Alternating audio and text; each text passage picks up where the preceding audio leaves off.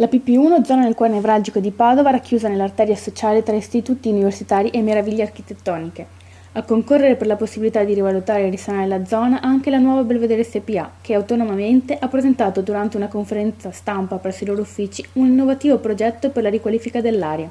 L'idea che abbiamo noi è di stanare le persone che hanno voglia di concluderla questa roba qui. Noi adesso finalmente, recuperando dignità economica, ci sentiamo di poter prendere questo impegno.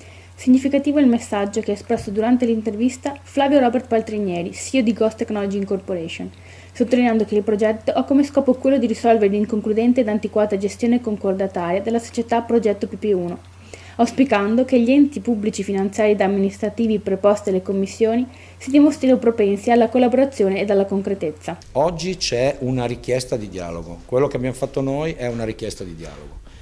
E gli abbiamo detto noi siamo pronti a parlare, la base, la prima mano di carte che distribuiamo l'avete vista tutti, se qualcuno si vuole sedere al nostro tavolo giochiamo volentieri.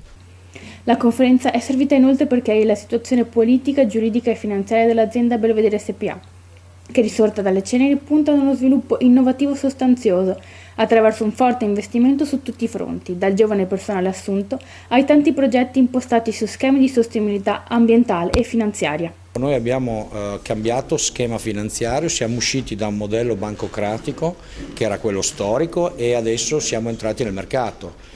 Ci proponiamo con la nostra dignità aziendale cercando di sollecitare degli investimenti privati, quindi stiamo facendo tutto un percorso sui bond che sta funzionando molto bene, stiamo facendo un percorso anche di autofinanziamento utilizzando aumenti di capitale delle nostre holding estere. Stiamo di fatto cercando di essere un'impresa moderna che non pesi sul sistema bancario, questo potrebbe essere una strada per questo settore secondo me.